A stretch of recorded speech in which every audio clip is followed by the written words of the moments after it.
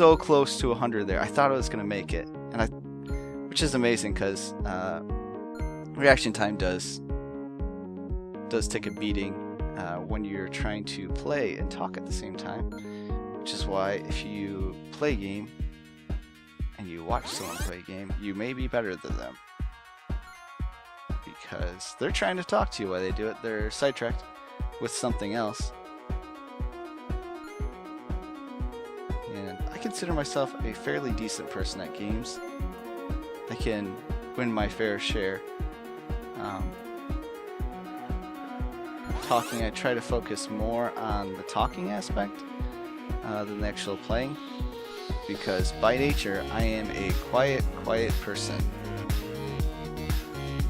I think in a normal video that I record, it is much more than I say, probably about 2 or 3 days of not recording.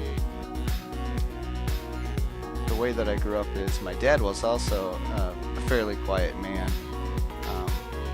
So I think I just kind of picked that up, that you really only say what you need to say, and you just kind of stick to your own stuff. Because most of what people say nowadays are complaints, and a lot of people don't want to hear that. So there's no point.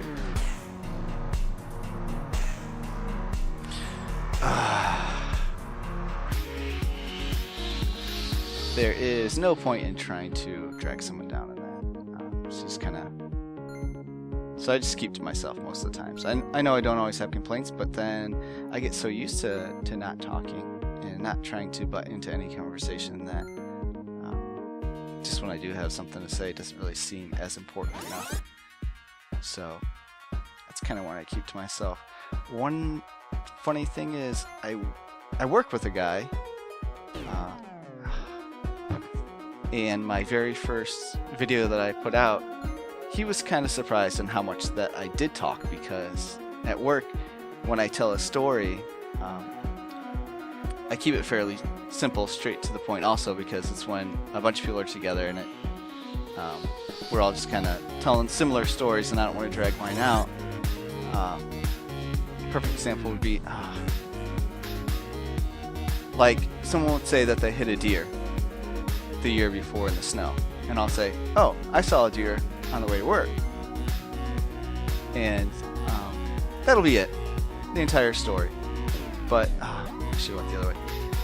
But a lot of other people will expound on that and tell you where they saw the deer or what the deer looked like, but I really don't go into those details while I'm at work or around most people most of the time, because in the grand scheme of the story, it's not really all that useful.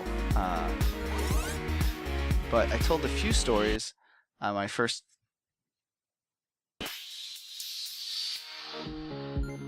I gotta pop up.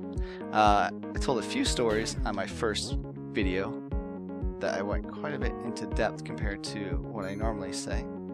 And so he was pretty surprised about that, which most people are. Oh, and the other reason I don't talk a whole lot is because when my family does get together,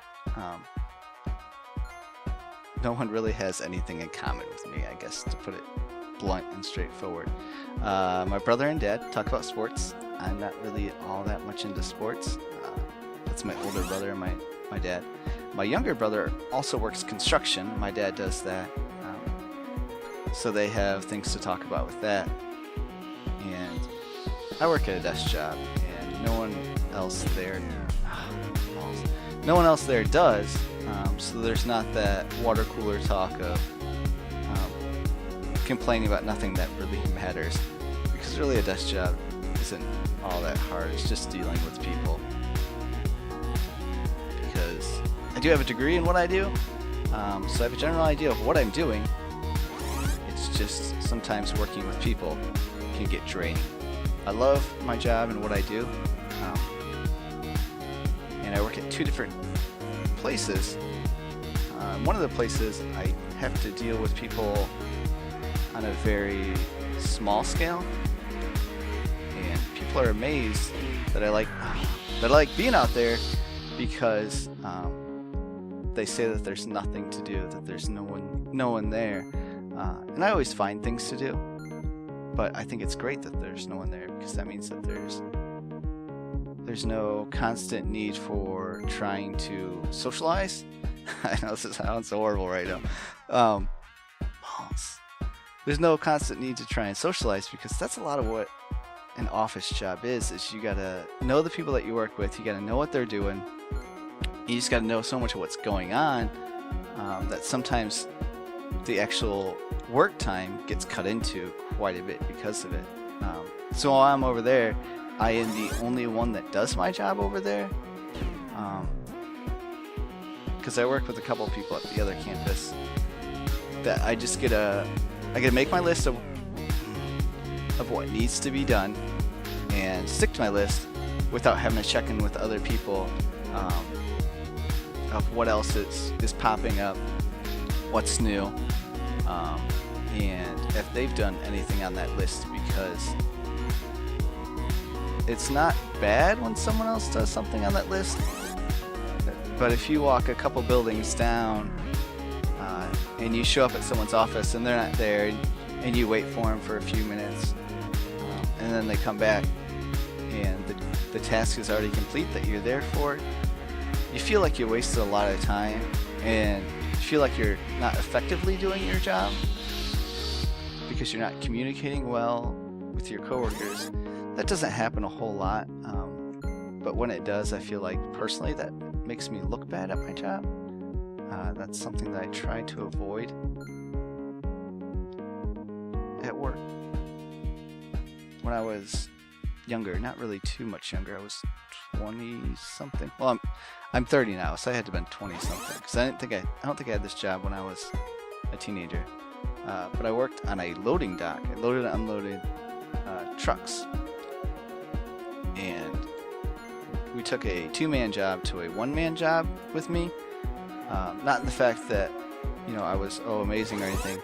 It's just we were having bad luck with the people that we hired. They were hiring people that weren't physically fit to do the job, or just flat out lazy. So there were certain parts of the task that I didn't get done because I was trying to do an 80-hour workday and 80-hour work week in 40 hours.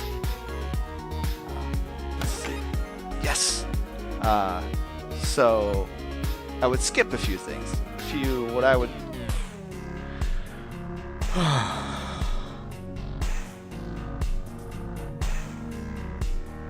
I want to cry.